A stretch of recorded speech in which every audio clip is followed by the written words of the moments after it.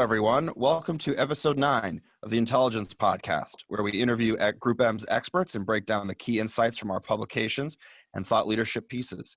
I'm your host, Jared Bayman.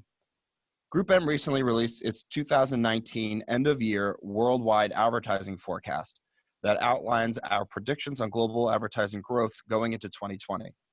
Back for more to take us through the key insights and takeaways from the forecast is the report's author and GroupM's Global President of Business Intelligence, Brian Weiser. Thanks for joining us again, Brian. Thanks for having me. Let's dive right in here. At the global level, the US and UK are helping to raise global averages as the advertising market is seemingly decelerating otherwise. As we talked about in the previous two forecasts, the US market remains robust, and the UK market continues to grow at sort of breakneck speeds. How are they able to keep the rest of the global ad market afloat? And if the UK keeps up this growth, are they destined to move up a couple places in the market rankings?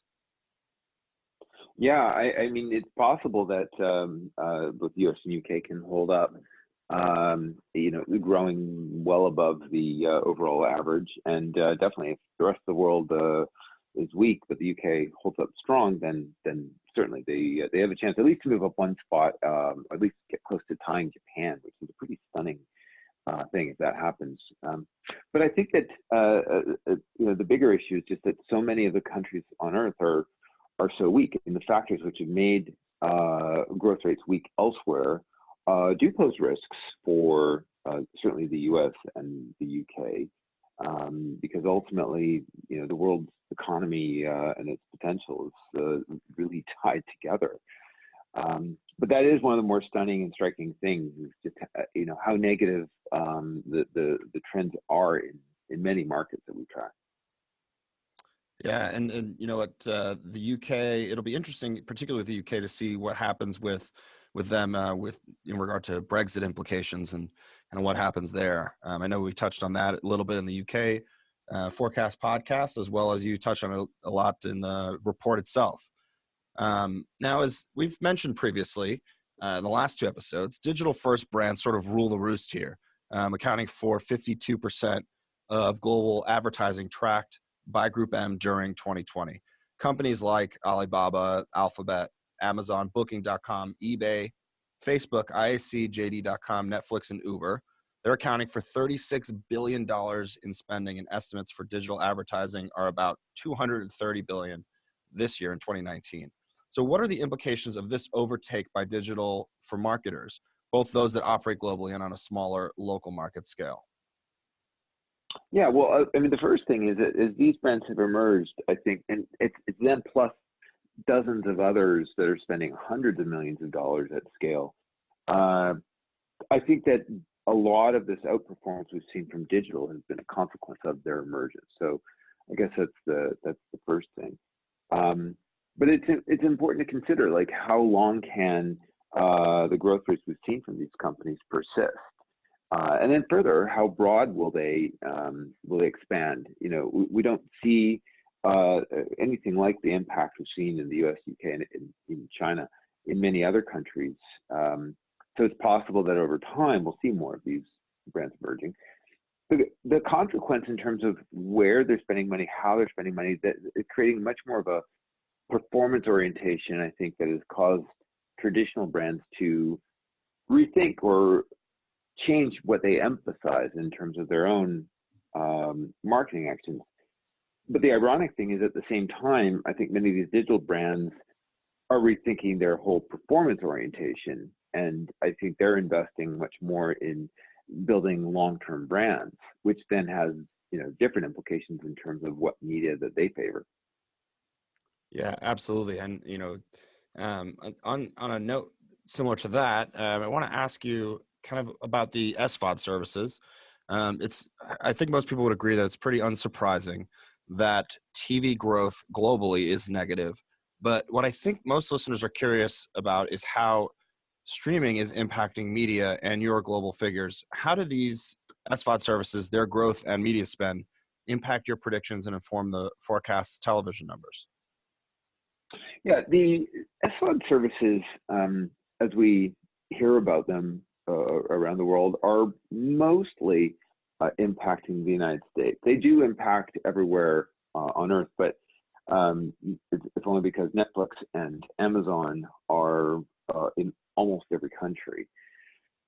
But it's going to be a different story in the United States because you have a ton of new services with significant budgets. So in the US, if you have, I mean, Disney Plus will be global, yes, but it might be a bit more US skewed.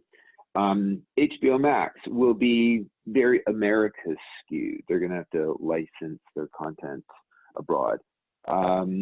Apple, probably global, but again, it's just launched. And it's likely to start out being more American skewed. Hulu is US only. There are examples of obviously large streaming services in other countries that are either have emerged or are emerging. Hotstar in India, BritBox in the UK, Join in Germany. And I think that the impact will be dependent on how much is invested in content by these services.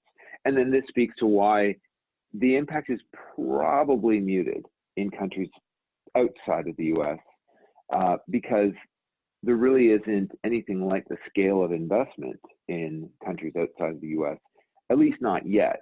Now, that could occur over time. As I mentioned, all these new services, they will launch in the US, they'll invest more heavily in their US related programming, but over time, they could be more impactful in international markets, and they could be more disruptive to traditional ecosystems than they already are. Yeah, and SVOD's just going to continue growing as we move into the 2020s. I want to shift gears for a little bit here.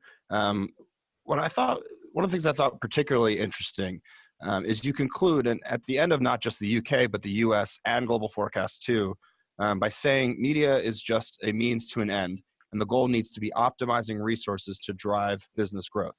Can you explain why this is the key conclusion you chose to end the forecast with, and why listeners should keep this in mind when they're pouring through all the numbers in these forecasts? Yeah, I think far too often people who work or study the media industry often lose sight of the context in which they operate. Almost no marketer wakes up and says, boy, I can't wait to go spend money with a media owner today.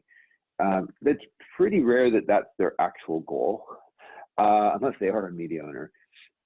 Instead, they've got some other business objective, and that business objective uses media as an input to get to some outcome. And the people who are really allocating these budgets or stewarding these budgets are marketers for the most part. So we need to think in terms of a broader sense of what it is we're doing and what it is that media represents.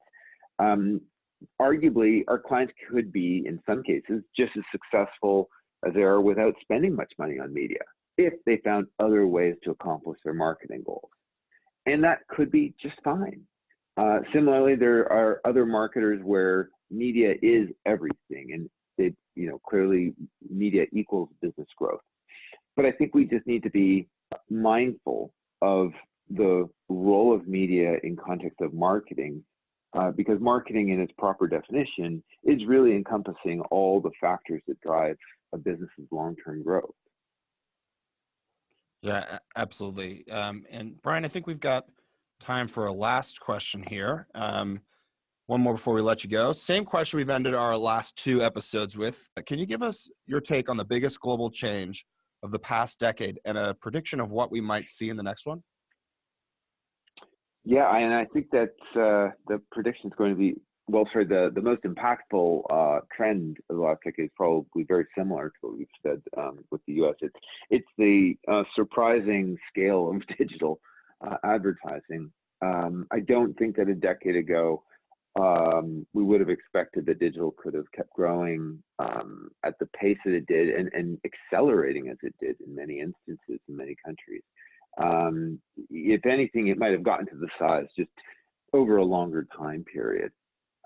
So that's probably the single most important surprise. I think that a lot of us, me, others, would have been surprised by the number of new companies that emerged, and again, who were spending hundreds of millions of dollars at a time.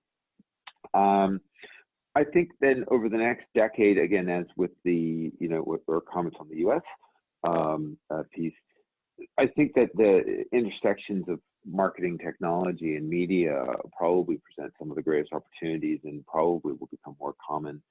It's the idea that, we all know data matters, but part of marketing tech to manage data, but tying the data to the media and then tying that to a customer experience and tying it to CRM or other customer support functions better than happens today. I think that's one of the trends that will probably be most pronounced over the next decade. We'll be keeping an eye out for it. Always a pleasure, Brian. That's all the time we've got for today. You can listen to this podcast and all other episodes at our link in the posting above. If you have any questions about our worldwide forecast, please leave it in the comments and Brian will do his best to answer you. Thanks for listening. We'll be back in 2020 with more episodes of the Intelligence Podcast. Until then, happy holidays and a happy new year to everyone. Good night and good luck.